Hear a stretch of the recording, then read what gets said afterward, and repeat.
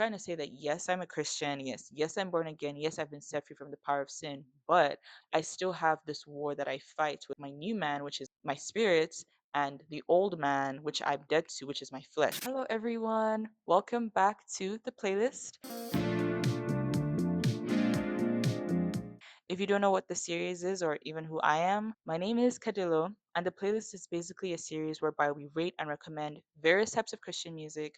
We analyze the lyrics, we sometimes analyze the music video, and basically just try to show their biblical connotations in the life of a believer. Today, we're going to be doing a lyric by lyric breakdown of a song that I think is really important and really profound. It's one of my favorite songs, and it's titled Dancing with My Shadow by Benjamin William Hastings. Now, before we get into the video, please make sure to like this video if you enjoy it and ensure to subscribe to the channel so that you never miss amazing content. That being said, let's begin.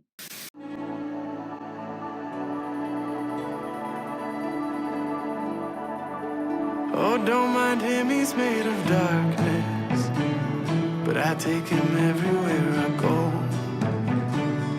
You'd think the light would make him harm. Okay, I'm just gonna pause it there because he starts by saying, "Oh, don't mind him, he's made of darkness, but I take him everywhere I go." And so, from the title of the song and just from that lyric already, we can understand he's talking about his shadow. All of us have shadows that we take with us everywhere we go, and they are made of darkness. No matter where you are, your shadow is with you even if you can't see it. So, we assume, okay, when he says, "Oh, yeah, I take him everywhere I go, he's made of darkness," he's talking about his shadow. But spiritually, he's actually also talking about his flesh. So he's saying the evil person you see with me, don't mind him. Like, I just take him everywhere I go with me. Because he's trying to say that, yes, I'm a Christian. Yes, I'm born again. Yes, I've been set free from the power of sin. But I still have this war that I fight with, like, my new man, which is like my spirit, and the old man, which I'm dead to, which is my flesh. And as you can see, the visuals for the song, it's two shadows, right? You can just see the outline of two people, but it's just two shadows like dancing together.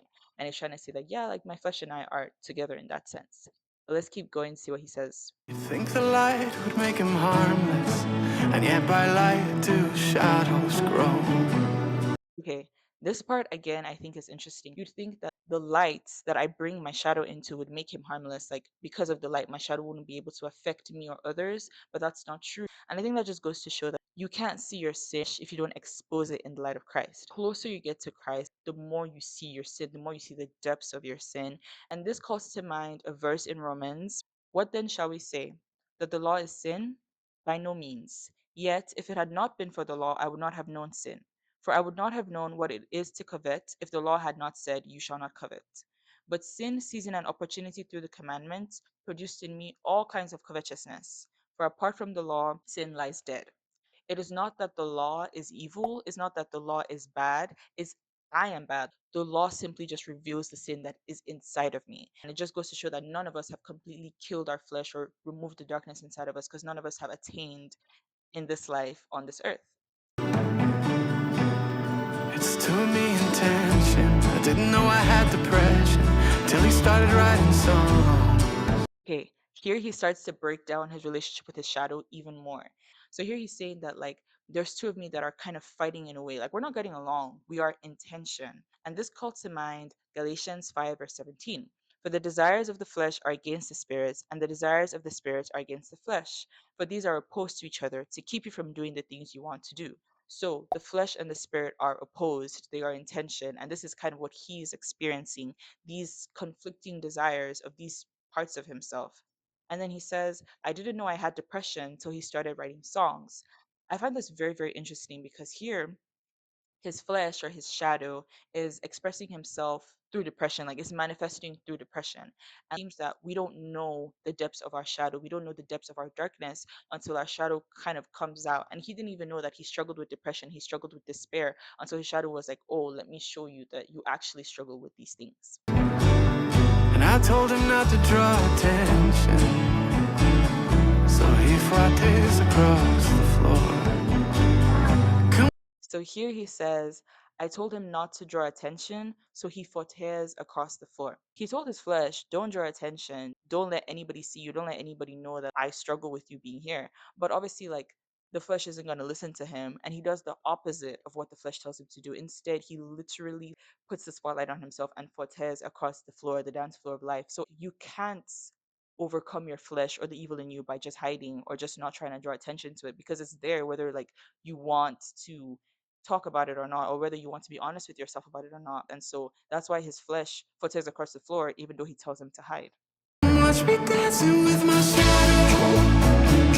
I'm trying to figure out the steps. So instead of hiding, he's like, you know what? Y'all just come and see. Come and actually watch me like dancing with my shadow. Come and watch me actually being in tandem with this flesh, with this evil inside of me, with the sin that still resides in me. And then he now goes to say, I'm trying to figure out the steps. And so when he says that, it seems to mean that he is not in control. Like his shadow is the one leading, his shadow is the one like telling him what to do. And he's just trying to figure out the steps with what his shadow is, with where his shadow is pushing him through.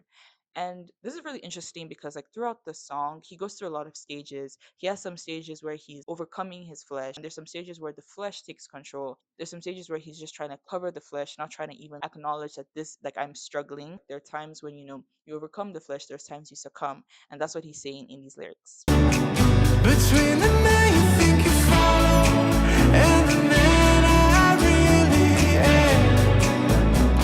So Benjamin William Hastings is a Christian musician, of course, but he used to be part of Hillsong United, the worship group. He wrote a lot of some of their most famous songs. So there's a lot of people who know him, a lot of people who follow him and stuff like that. Due to all the controversies that have been happening in Hillsong, Benjamin William Hastings actually left the church, left the worship group, and he started making his own music because he also said that he wanted to make music that was a bit more vulnerable and honest. And I think Dancing with My Shadow is a very honest song. And basically, like he's saying, like the man you think I am and like the men I really am are very different. It's very easy to idolize worship leaders or pastors or missionaries or anybody who is famous and seems to be doing the work of God. It's very easy to look at them and be like, wow, they're perfect, they're wonderful, like they can never make a mistake. There are many examples in the Bible of people who we would assume to be like great men of God. It's in Galatians 2, verse 11 to 14, and it's Paul speaking when he says, but when Cephas came to Antioch, I opposed him to his face, because he stood condemned. For before certain men came from James, he was eating with the Gentiles. But when they came, he drew back and separated himself, fearing the circumcision party. And the rest of the Jews acted hypocritically along with him, so that even Barnabas was led astray by their hypocrisy. But when I saw their conduct was not in step with the truth of the gospel, I said to Cephas before them all, if you, though a Jew, live like a Gentile and not like a Jew, how can you force the Gentiles to live like Jews? I find this really interesting because this is just one example of men of God in the Bible who fell short. And the Bible is not shy. Like the Bible shows you their shortcomings. And this example of Peter is just one example. I'm out here singing to the bright light all night with all this darkness in my head. So come watch me dancing with my shadow. This is one of my favorite lyrics in the whole song because I think what it just exemplifies is so interesting. So he says, to the bright light. And what I thought is that since it's one singular bright light that he's singing to, he's most likely referring to Christ. In John 8, verse 12, Christ speaks and he says, again, Jesus spoke to them, saying, I am the light of the world. Whoever follows me will not walk in darkness, but will have the light of life. So Christ is the light of the world. He is the bright light. But he's saying that I'm out here singing to the bright light, right? And I'm out here singing to Christ, praying to him, expressing myself to him, writing these songs to him, but I have so much darkness in my head. Even if I am doing all these things, I still struggle with evil thoughts and evil desires. I'm not immune to these struggles. Can't you see that I can dance? So originally he said, that his shadow is kind of the one that's leading. He's trying to figure out the steps that his shadow is showing. But he's also saying that although I'm dancing with my shadow, I can't dance. I'm not fully in step with my shadow. I'm not fully in step with my flesh because at the end of the day, I am a believer. I am a child of God. I do have the Spirit of God in me and I can overcome my flesh. I can overcome the darkness inside of me. And I'm not going to fully succumb because I'm not controlled by my fleshly desires as I was when I was once in the world. Nobody who is truly a child of God, who has the Spirit of God, will be completely succumbed to the flesh. Well, surely a prophet on a poster must be the blatant worst of both. Okay, here is also another very interesting metaphor because he says, surely a prophet on a poster must be the blatant worst of both. He's trying to say that a prophet or like an evangelist or whoever that you see on a poster, you see them in this different lights, like as if they're so high up. But he's trying to say that no, the prophet on the poster is not who the prophet really is. True prophet is the blatant worst of the prophet on the poster. Personally, I don't believe he's trying to diss any specific prophet. He's just trying to say that just because you see this person on a poster, you see them on stage, you might assume that, oh, this person is such a perfect person, this person is the perfect Christian. He's trying to say that no, there is something evil even in that person, and that's their flesh. Oh, I didn't want to be a pastor, less some holy rolling stone. Now, the Rolling Stones are a rock band, one of the most famous rock bands out there because they have literally lasted from I think the 60s till now. And here he's saying, I didn't want that title of pastor. I didn't want to, don't give me that title because I don't want to become some holy Rolling Stone. Because he's aware that if I become a pastor, it's going to get to my head. And instead of being a true pastor, a true shepherd of the sheep as I ought to be, I'll become some rock star with the word holy attached. And I think the word lest he uses is very interesting because it's also used in Hebrews chapter 3 verse 12, which says, "Take care, brothers, lest there be in any of you an evil, unbelieving heart, leading you to fall away from the living God."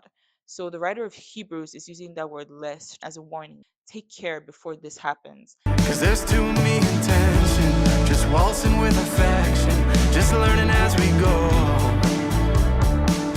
I think this is very interesting because it shows paradox of things.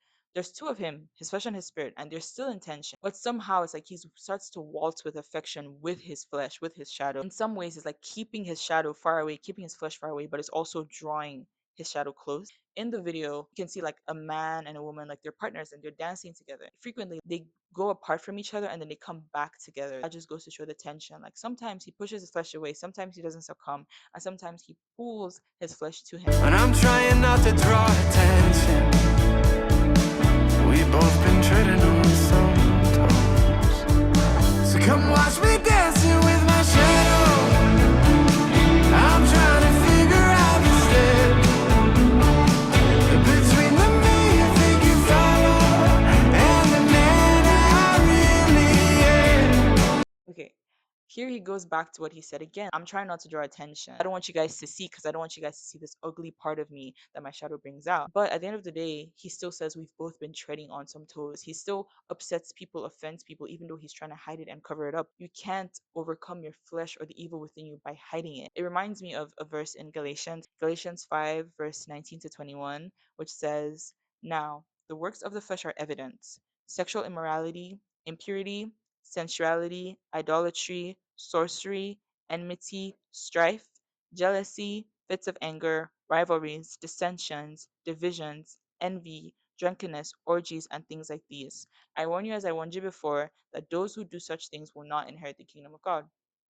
I think it's just very interesting how Paul said that the works of the flesh are evident, they are clear. And it's the same way that Benjamin William Hastings is trying to not draw attention, but he ends up treading on some toes. He ends up really upsetting or hurting people, even if he's trying not to draw attention because the flesh is there, whether like he wants to expose it or not. And I can't keep singing to the bright lights all night with all this darkness in my head. So come watch me dancing with my shadow. Can't you see that I can dance? Can't you see? Now he's telling people to come and watch him dancing with his shadow. And this is important because just in the previous lines, he was trying to hide, he was trying to cover up. But now he's like, no, like, come and watch me dancing with my shadow. You know what? I'm not hiding it anymore. Come and see the things that I'm struggling with. What's the point in hiding it when it's true?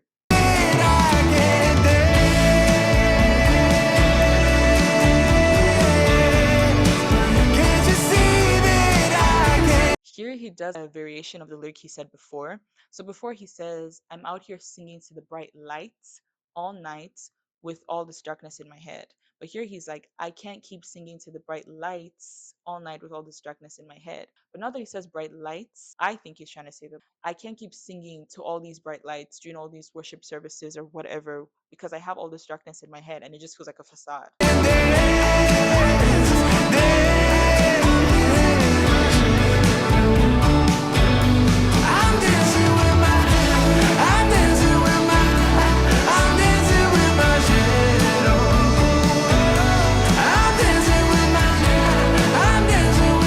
Again, he's saying, "Can't you see that I can dance?" over and over again. Yes, I have these struggles. Yes, I am battling these things. I'm not going to pretend like I'm perfect. Why would I do that when it's not true? But at the end of the day, I will not succumb because the Spirit of God in me will propel me and enable me to fight till I overcome. I'm dancing with my shadow.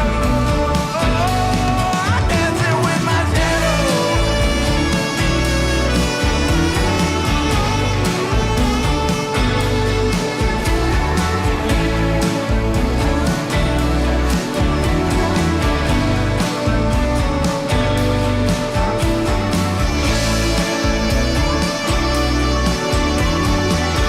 This is like the last lyrics in the song. I find it interesting how he just says over and over again, I'm dancing with my shadow, I'm dancing with my shadow, I'm dancing with my shadow. It could be easier to just assume that, oh, he's perfect, he has no struggles, like this is my favorite worship leader, this is this and that. But he's saying, no, actually, your favorite worship leader is dancing with his shadow.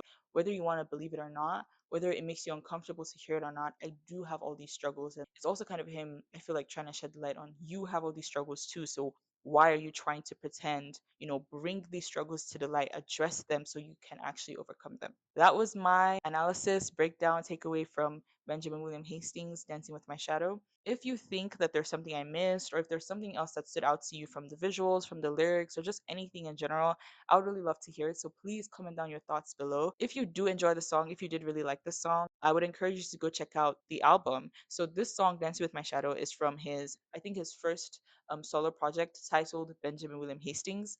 The link to go listen to the album will be in the description of this video. So please go ahead and check out the rest of his songs. They're really good, all are really powerful. And until next time, I'll see you later. Come watch me dancing